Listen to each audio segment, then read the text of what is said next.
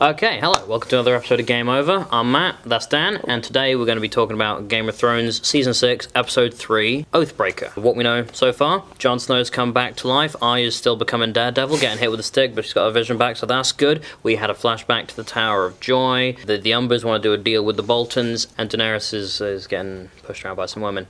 I thought the first, whatever it was, 20 minutes or so, was some of the most gripping we've seen from Game of Thrones. I mean, we debated last week, didn't we, about how on earth they were going to show to the characters surrounding him that Jon was still alive. And the first shot of Davos going like, and Jon's breathing. I mean, it seemed a bit kind of like they were shagging if you just heard the sound effect. it worked really well because there's a sense that they were both like, fuck me, what's just happened? And also, it was really so well acted by Kit Harington, the way he got up and he looked so shaken and vulnerable and just fell straight into the towel that Davos was holding up. I thought that was really lovely. I was so gripped for the extent of that scene. And the bit at which Jon walked out into the Castle Black courtyard and everyone's like, fuck. But he still only got murdered last night, you know? So some people were probably asleep and some guys have just woken up. It's like, I don't get it. Also, they're pissed. So, Jon's returned to life. We said last week that we'd like him to be come back different, and I hope he does. He's shown not very many signs of being different. He still seems like the same stoic, sensible, good Jon Snow guy. So understated as well. I just love how they all make reference to him coming back. Like the main characters going, like as you said, Tormund going, "You can't be a god. You got a little dick," and Jon going, "No, I'm not a god. Don't be silly." Basically, it's really lovely in Northern. I just don't understand why everybody else at Castle Black wasn't literally just, I thought they were going to, like Ewoks to C-3PO. What's it? They're going, and it's this actually going to link into our Game of Moans video, which you should watch, which is going to come later. Yeah. The way in which Tormund has to say to him, "They all think you're a god, but show us, show us, guys." I mean, he can say that as well, but we need to have. I thought they could have milked the moment a bit more of Jon coming out into the courtyard and everyone just being like. I assume would have fallen to their knees or just had some kind of reaction because other than like, this is a deeply religious time. The whole of Westeros is. Especially on the wall where things just, the mystical seems that bit more real as well. But on the topic of religion, or lack thereof, we had one of the most nihilistic moments in the series today where Melisandre, again, really such a well-acted opening this, goes up to Jon, we got Davos the pragmatist going, "Oh, fuck, you all right, mate?" Melisandre going, "What did you see? What did you see?" And he's like, "I saw nothing. There's nothing there." And so we're saying it's Jon Snow and knows nothing. Oh, that's blowing me away. He shut me out there. I had a kind of Woody Allen fear of death moment. I thought, oh my god, there's nothing there. There's nothing there. I thought that was really nice. They've dealt with death a bit better this series as well, actually, in terms of the emotional ramifications as opposed to the actual scenes of killing themselves. I believed it. I feel they got it pretty much bang on exactly how one would react in that circumstance. Coming up feeling like shit, all the stab wounds and that. He's cold, he's tottering, he's incredibly vulnerable. And I thought that was nice. He didn't come back going like, "I am Azor Ahai," but Melisandre did mention the prince that was promised. Proper reference, yes. Yeah. On that topic, I thought we were going to get that this week when they cut to what was clearly going to be the Tower of Joy scene. I'm sure many people did. I was watching on my own, but I reacted as though I was kind of like Gollum watching it with myself. I was kind of like, "Oh my god, it's now! Oh my god, it's happening now!" And I was so excited. So Bran does a flashback with the three-eyed raven, played by the equally wry Max von Sydow, who's definitely hiding, I think, an agenda at this point. Like he just seems more obviously he's doing it.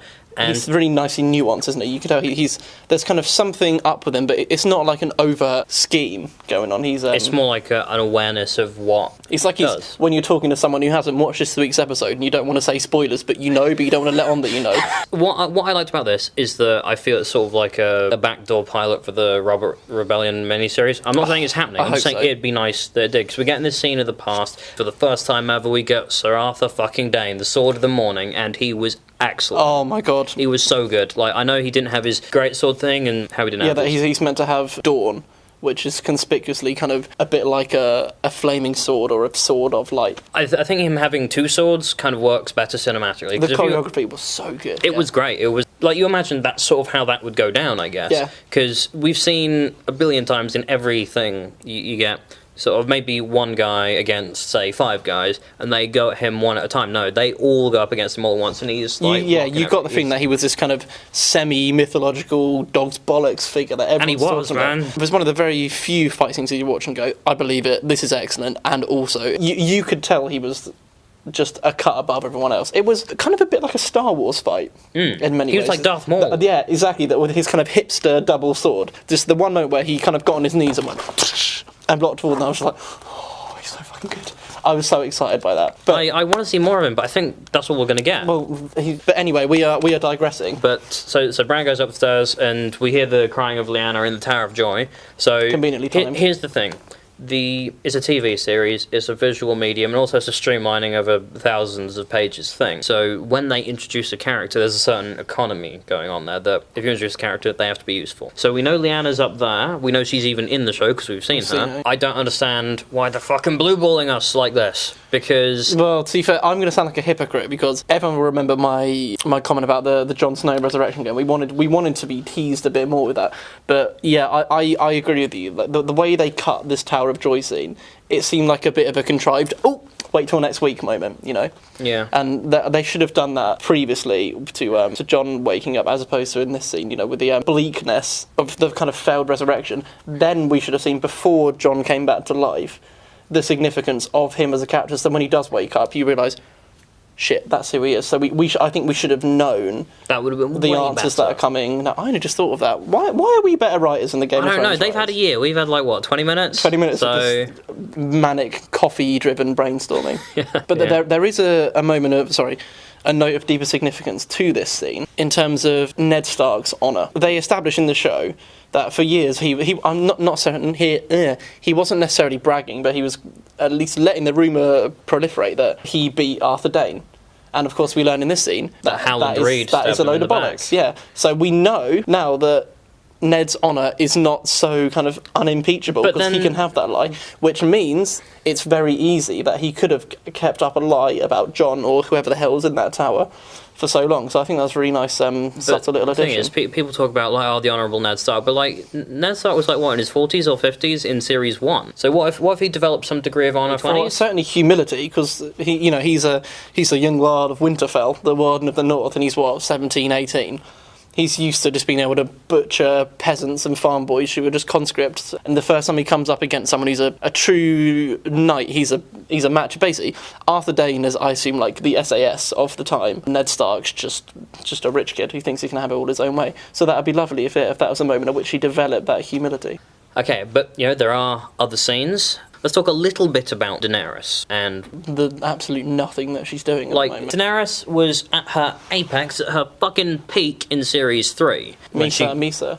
Well, even before, well, yeah, that's true. But when I was thinking the bit when she got the Unsullied and she did the I can speak your language thing. Yeah. That was great. Daenerys was on an upward trajectory, and then she was Queen of Marine, and she just sort of plateaued, and now she's with the Dothraki back where she started, and I want to believe that being really smart and being like, you have to go back to go forward, because do you remember Quaithe? Yeah, in, where is she? What's the city called? It's Karth. In Karth, that's the one, Karth, and she said that you have to go back to go forwards. So I understand the potential significance of it, but they've literally not referenced they need to play it up a lot all. more. And this is an issue I have generally with the show, is that if you're not mega dorks like us, if you're just watching it because you enjoy it, there are so many references to stuff that's happened fucking in our time, years and years ago, and then how am I going to remember that? That said, we're 6 seasons in, we're 6 seasons deep in the show, and they're like, this is where this person is, this is where this person is, do you remember this person, this is this person's dad, and I feel that the show should carry on from the perspective of, you've been watching for 6 seasons,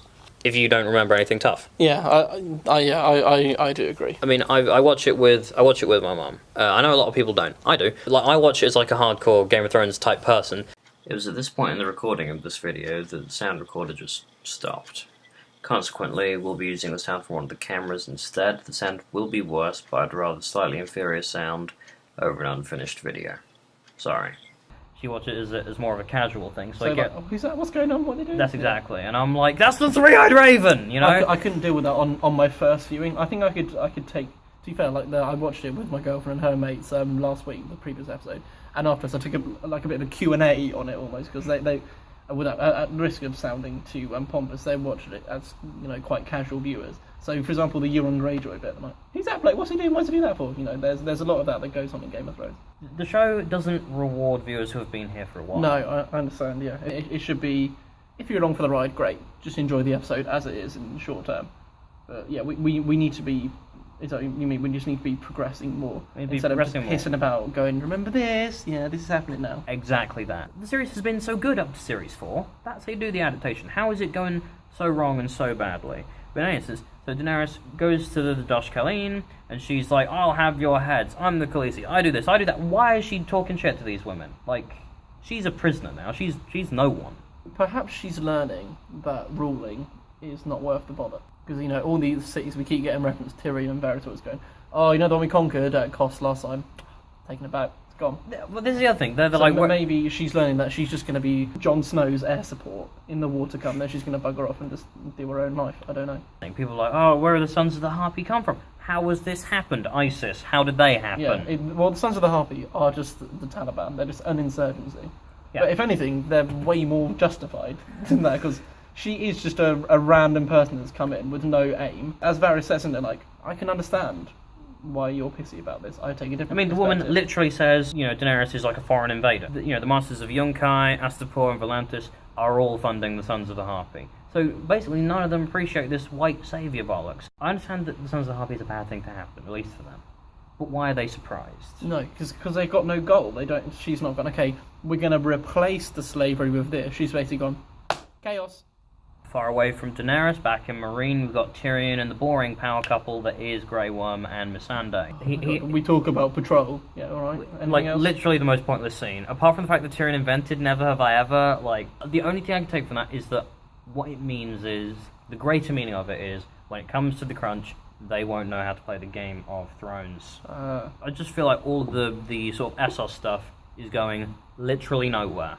Like, if none of that happened, if we never saw it for the rest of the season, the main story, which is the Game of Thrones, and the bigger story, which is the White Walkers thing, be unaffected. It needs to pick up. It needs to literally get on with it. And to be fair, I think it will in this episode. Because we've still got that shot from the trailer, in the next episode rather, of the dragon shadow over the Dothraki horde, which again seems like, why has he not already done that? Gone, oi, leave my mum alone. And they'll just, we will set here, the Dothraki follow strength. So let's just have that, if they're terrified, she can go, come down, and then, we'll follow you now. To be fair, though, in the next episodes, there's a shot of the bloke Dothraki just sort of kneeling down for the women, so maybe... Well, we did get a little moment of showing their reverence for is it the Dosh Khaleen? Yep. Where she just like, go! And they're like, alright, Dothraki out. A lot of these scenes don't add up to very much. No. But some of them are quite cool. And another thing that's kind of stemming from this kind of plotline is the fact that all of Jaime's previous character development has gone out the window completely. Gone. He's not a nice bloke anymore, he's not reasonable, he's just a dickhead Lannister again. Maybe if he got a seat on the small council, he'd be like, look, I like the family, but Cersei's going off on one a bit here, let's try and stabilise things. Then let me choke her out. Okay, so so there's been some character development, but now his arc in the last few series, pointless, he's just got no hand. One thing that is yet to get about is the Roose Bolton thing. Ramsay kills Roose Bolton, and we get this excellent scene with a new character who I reckon is probably the coolest guy this side of Oberyn. Small John Umber. But if you help me, we'll be mates, but none of the bollocks. Yeah. Which I felt, you got to look at that Ramsay was like, yeah, alright. And then he brings in Rickon, who we haven't seen since I didn't think he was coming back, I must say. Now, here's what I've taken this. Ramsay has Rickon Stark.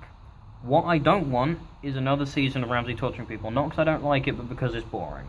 Ramsay's a great example of how the show is just repeating itself and saying, well, that was shown before, let's do it again. Rickon cannot be getting tortured this season. I don't know why he wouldn't just kill him straight away. I have no idea, but what I want to believe is that from what we've been told, Rickon went to the Umbers because they're like the most loyal Stark bannermen. They're mates, aren't they? So I would like to believe that even though there are no Starks left, so it probably makes sense to side with Boltons, that actually the Umbers are scheming in some way, like they're trying to dismantle the Bolton thing to get a Stark back on the throne of Winterfell. But I can't believe that just all the Northmen, apart from the Starks, are all like odd psychopathic bastards who are just out for themselves. I want to believe that the Umbers actually have a scheme going on. Because if they don't, then it's actually just, here's more suffering. Yeah, well, I think this is the take-home method of our discussions and our written reviews in general, that it just needs to pick up. We need to get some kind of sense of, this is where it's going, end game coming. So to wrap up the episode, we'll talk about what wrapped up the episode. Jon's execution of the traitors, which I think was an excellent scene, but I think they could have done more with it. Alistair Thorne, though, who I'd say I quite respect. I don't like that he killed Jon, but he was like, I thought I lost. I go now. This is my rest. And no, he's not a nice man, but he's an honourable man. I think it's fair to say. And then Jon goes to drop the sword, and here's the thing: Jon hesitates so much before executing him. I would like to think that this new resurrected Jon would just be like, "You're gone, mate." Maybe he'd even say "for the watch" before dropping the sword, you know. But I don't know. I think that'd have been a bit. I mean, it's a different show now. A bit pandering. So's the whole season so far. So fair. That's fair. But so then Jon gives his big jacket to Dolorous Ed and says, "The Night's Watch are you now." But Jon drops the mic and says, "Now my watch has ended." I don't know if there's even gonna be a Night's Watch anymore. What I want to know is literally where is Jon going?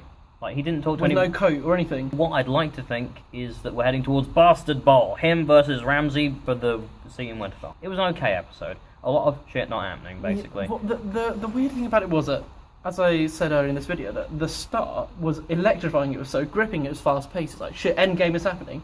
And then they went back to end. It's like, we know you can do better. Yeah. So please do. And that's it from us. So we'll be back next week with another video, and hopefully a written review as well. Thank you very much for watching. Thanks for watching.